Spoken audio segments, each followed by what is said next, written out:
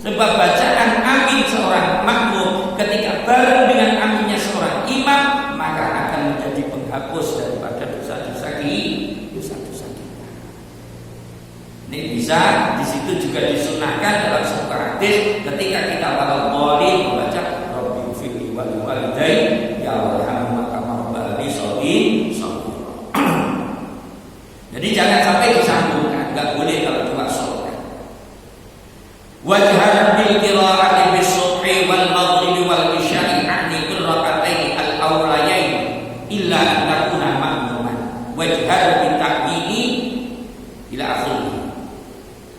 Kemudian di dalam membaca Fatihah tersebut, wajhar bil qira'ati bis subhi, kalau sholat subuh kita keraskan bacaan Fatihahnya. Wal maghribi juga maghrib wal isya'i dan isya' bil rak'ataini aulayaini, ketika pada rakaat yang pertama dan kedua. Illa antakuna makmuman, kecuali ketika dengan menjadi makmum. Kalau jadi makmum jangan banter-banter. Kita baca minimal telinga yang normal, telinga kita yang normal masih itu mendengar. Kalau dibaca dalam hati gimana Ustaz? Gak boleh. Sebab bacaan Fatihah ini termasuk rukun kaulinya sholat. Rukun kaulinya sholat itu yang pertama takbiratul ihram. Gak boleh cuma gimana bacanya? Dalam hati, gak sah. Takbir harus bunyi Allahu Akbar. Kemudian apalagi yang termasuk rukun kaulinya sholat? Fatihah. Perhatikan, gak boleh cuma gak kedengaran sama sekali sama dirinya. Bahkan mungkin dalam hati biar lebih mantap tak batin saja. Gak boleh, itu ada aturannya. Terus kapan lagi? Tahiyat terakhir, tasyahud yang terakhir, mulai at-tahiyatu lillah sampai nanti asyhadu an la ilaha illallah wa asyhadu anna muhammadar rasulullah. Allahumma shalli ala Muhammad wa ala ali sayyidina Muhammad. Itu termasuk rukun qauli yang tidak boleh ketika kita hanya sekedar membaca dalam hati, tapi harus didengarkan, minimal telinga kita sendiri harus mendengar bacaan tersebut. Dan ini tetap tanggungan masing-masing. Kecuali nanti makmum masbuk yang hanya jumpai ketika datang imam sudah kondisi hampir rukuk, kita baru Allahu Akbar, imam rukuk langsung saja Allahu Akbar, ikut rukuk, Fatihah ditanggung oleh imam. Selama kita masih jumpai imam dari awal, tetap Fatihah murni tanggung jawab kita. Makanya sering saya ingatkan, biasanya saya ingatkan di awal-awal bulan Ramadan, saya ingatkan terlebih kalau taraweh, karena saya termasuk imam yang biasanya baca Fatihahnya lumayan cepat. Kalau disuruh pelan ya sebagiannya memang dari sononya memang cepat. Saya persis, saya memang mengikuti guru saya dan orang tua saya sendiri. Bacaannya bapak saya begitu, sak makhrajnya, sak lagunya, cepetnya ya gitu sudah. Mulai dari dari sholat tarawih sampai witir, saya modelnya persis ngikut apa yang biasa dibaca bapak saya. Nah ini sering saya ingatkan, ketika seandainya kita tahu imam cepat, bacaan kita pelan, maka jangan ngejar kepada iftitahnya. Jangan mengejar nunggu sampai imam waladhdallin. Baru pertengahan cepat mendengarkan bacaan imam, ini hukumnya sunnah. Sementara membaca Fatihah ini menjadi rukunnya sholat atau sesuatu yang wajib. Kaidah dalam fikih mengatakan la yutrakul wajib illa bil wajib. Gak boleh wajib itu ditinggalkan kecuali kita untuk mengejar sebuah kewajiban. Makanya harus hati-hati. Ketika memang kita merasa kalau saya baca iftitah dulu atau saya mendengarkan sampai imam waladhdallin, maka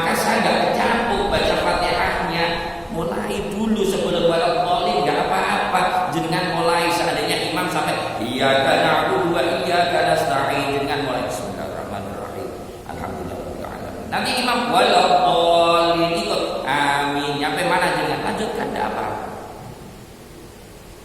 Nah, itu caranya kan. Wakul amin, baca amin. Jangan diganti-ganti ya. Nanti Mas gara-gara mau minggu ini terus dirubah, nggak mau amin kabul gitu, tidak boleh ya. Gara-gara nanti apa? Nggak seneng sama amin seandainya. Masalah pilihan dengan pilihan kita masing-masing. Nggak boleh gara-gara nggak seneng nanti merubah di sholatnya. Alhamdulillah. Atau seandainya walaupun kenapa sampai kok nggak amin? Lawang saya nggak pilih amin. Nggak boleh, nggak ada hubungannya. Sholat dengan pilihan presiden itu nggak ada pilihan apa, nggak ada hubungannya. Sholat ya sholat, agar kita sholat sama nanti kepada Allah. Nanti kalah sendiri nggak amin, tapi amin itu sama artinya dengan istajiblah nanti apa walaupun istajiblah. Nggak usah kayak gitu sudah ya, nggak usah ikut-ikutan ya. Walaupun amin ya amin sudah. Masalah nanti nyoblos amin terserah dirinya, itu urusannya dirinya. Jadi wakul amin wala tasilu biqaulika walaupun, jangan aminnya tadi disambungkan dengan walaupun. Jadi itu tata cara ketika kita mulai dari bacaan iftitah ya. Jadi nggak usah rebutan baca pakai yang mana, pokok mana itu yang merupakan bacaan iftitah yang diajarkan oleh Rasulullah. Insya Allah kalau dengan lihat dalam hadis, kan nggak usah hafalkan hadisnya, kakean hadisnya. Insya Allah ada 12 macam bacaan iftitah. Ada yang pendek, ada yang sedang, ada yang panjang. Ada yang pendek digabung dengan yang panjang. Terserah pokoknya. Asalkan itu adalah doa iftitah. Habis kita doa iftitah, terus kita membaca Fatihah dengan aturan antaranya bacaan iftitah kita pisah dengan Fatihah dengan minimal 1 bacaan tasbih. Nah, terus kita mulai, karena kita baca iftitah, kita disunahkan untuk membaca ta'awudzu billahi minasyaitonir rajim. Biasanya dipelankan, disirkan, nggak dikeraskan. Seandainya seorang imam, nah nanti baru Bismillahirrahmanirrahim sampai kepada walaupun. Di situ ketika walaupun wakaf berhenti sekadar bacaan lagi 1 tasbih baru mengatakan ini tata cara kita mengajarkan sholat sampai kita membaca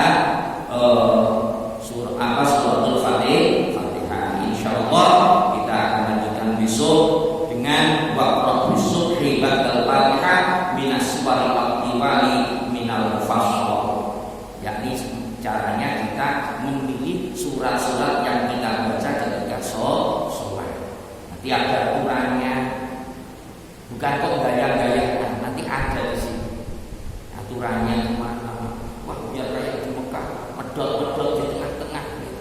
Dengan kul-kulan jangan medot itu. Nanti kalau di sini sebutkan insyaallah ada insyaallah.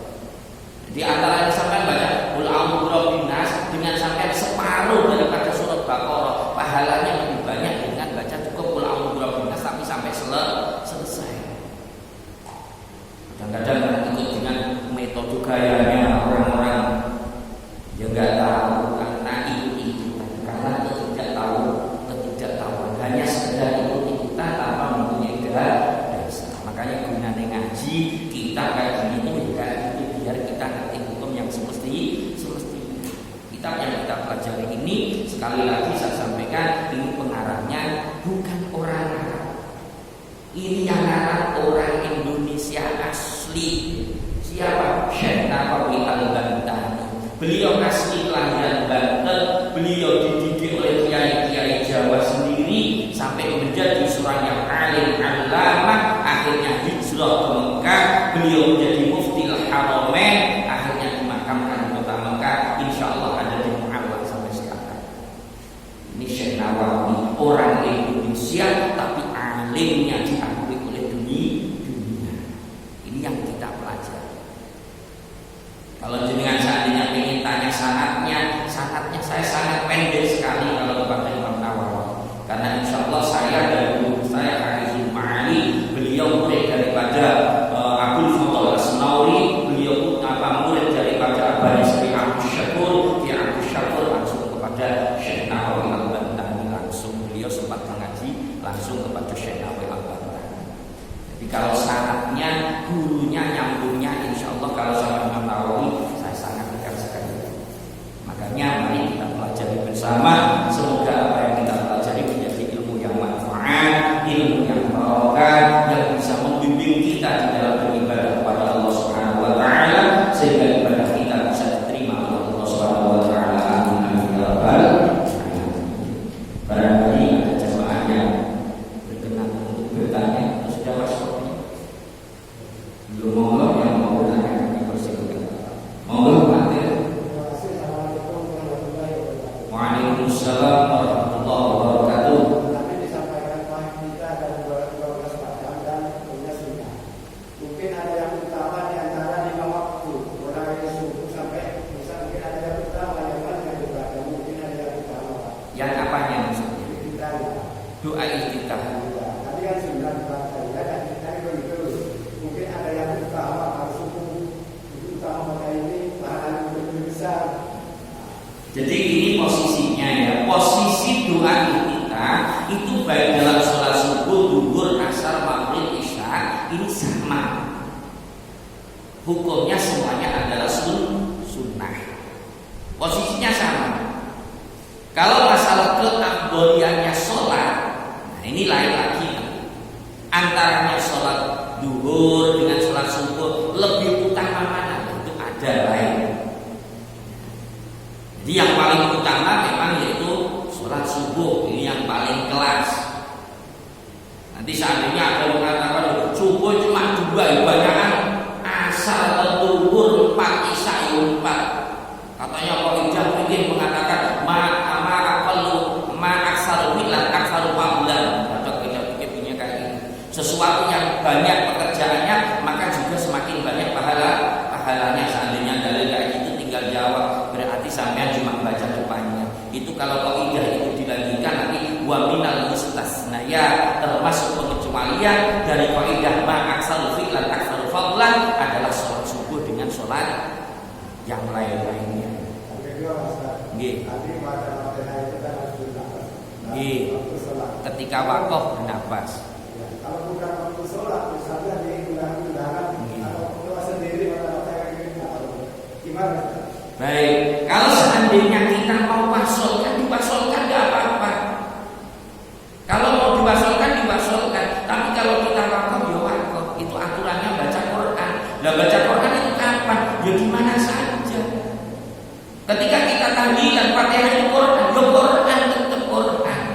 Itu bukan doa yang alim, itu bacaan Al-Quran. Sehingga bacaannya harus mengikuti aturan tajwid. Nek jenengan mau cepat dilanjutkan saja. Bismillahirrahmanirrahim. Alhamdulillahirabbil alamin arrahmanir rahim maliki yaumiddin iyyaka na'budu wa iyyaka nasta'in ihdinas siratal mustaqim siratal ladzina an'amta 'alaihim ghairil maghdubi 'alaihim waladdallin. Diwakaf apa? Diwasolkan, disambung. Kalau disambung belakangnya hidup. Makanya saya ingatkan, jenengan harus tahu ini alhamdulillahirabbil alamin. Ini apa harus ngerti, jangan alhamdulillahirabbil alamin arrahmanir rahim maliki yaumiddin iyyaka na'budu wa iyyaka nasta'in. Main dengan jamu nanti. Jadi harus ada aturannya. Itu yang atur namanya ilmu tajwid. Itu. Iya. Yang ketiga.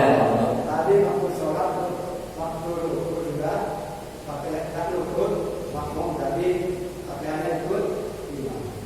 Otomatis dengan rakaatnya kan ikut imam. Iya. Bapak asalkan jangan nyampe ke tempat tersebut Allahu Akbar, imamnya sudah Allahu Akbar, ikut saja sudah, langsung sampai baca takbir lagi Allahu Akbar, ikut rukuk. Jadi jangan apa-apa.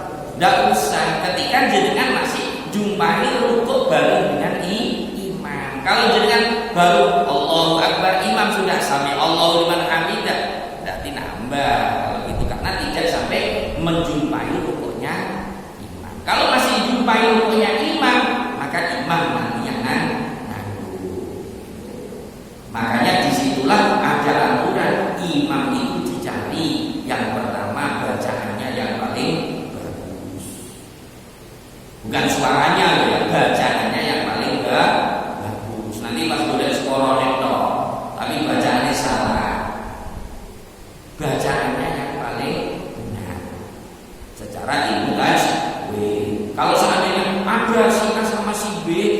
sama-sama kalau bacaannya Fatihahnya bagus, dicari siapa yang lebih alim dalam ilmu fikih. Bab sholat ini termasuk hal syariat yang ada hukumnya, sehingga dicari siapa yang paling alim dalam ilmu fikihnya.